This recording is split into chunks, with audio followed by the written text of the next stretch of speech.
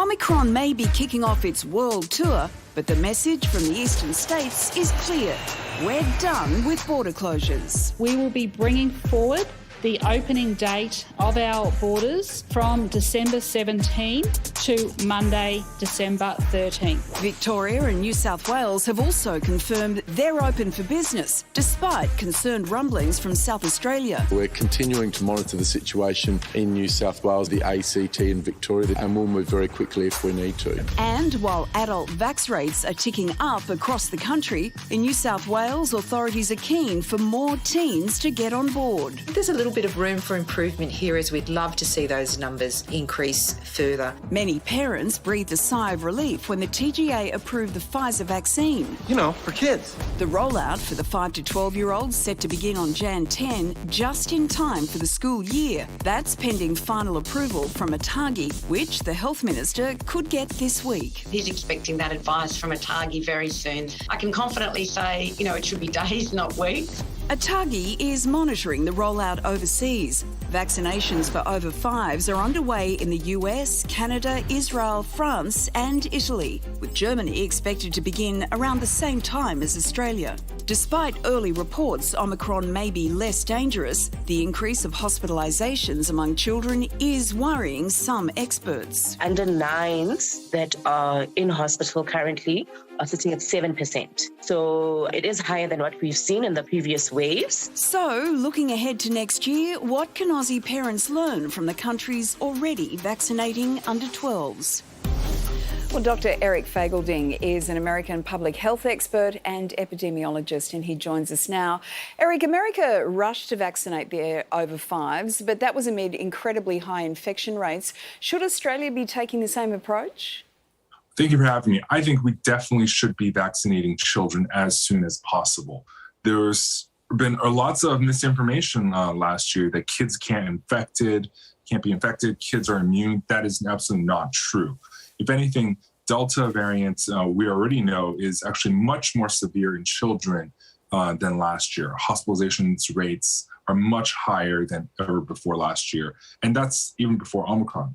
And I think protecting kids right now, kids are known critical hidden super spreaders.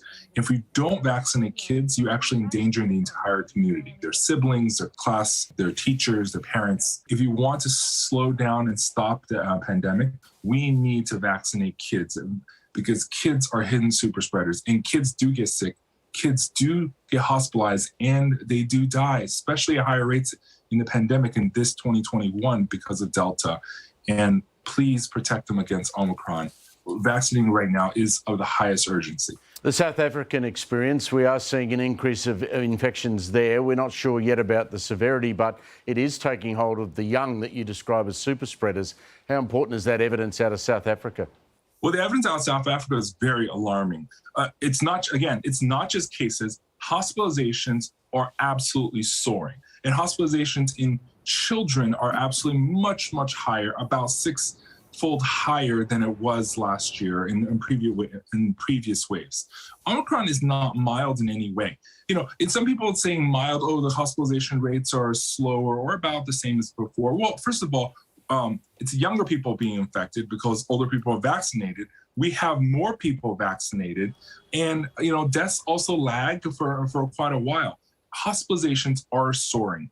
And you cannot deny that there's been a 10x increase in hospitalizations in 2 weeks. And that track is already outpacing the previous waves, even despite higher vaccination rates than before. So the data is very bad, and we have to be vigilant and not try to want to believe in the complacency in the sweet little lies that we hear that it's mild. It's not. The cases are soaring and the hospitalizations soaring. Doctor, I'm sure there's plenty of twists and turns ahead of us, but in the lifespan of this pandemic, where are we actually? And are we going to run out of Greek alphabet? Well, I think the pandemic is still far from over, especially when we still have in many ways what people call vaccine apartheid. South Africa luckily has enough vaccines, but the rest of sub-Saharan Africa is woefully behind. And as long as this inequality continues, we're basically neglecting South Africa at our own peril, Southern Africa at our own peril, because the vaccination rates in some of those low-income countries are absolutely abysmal. And we're eventually going to shoot ourselves in the foot because a variant or another variant like Omicron or worse will arise. We will restart the whole pandemic system, and we have to redo the vaccines. There's a chance we might have to redo the vaccines. Data is still early, but its potential clues are very, very bad. And even if we should run out of Greek letters, the sad thing is the WHO says we're going to switch to the stars and constellations in the galaxy and universe. And that limit is much, much higher, and we do not want to get there. So please, everyone, let's work together, vaccinate, boost, especially. I think boosters will be really critical against Omicron. And so we don't have to live in that purgatory of a pandemic world that we are in. It's very good advice. I'm petrified that the thing after the alphabet they went to was the universe, as though we needed something that infinite to capture what might happen in the pandemic. That is the scariest answer I think I've heard this year. Eric, thank you very much for your time. Be safe.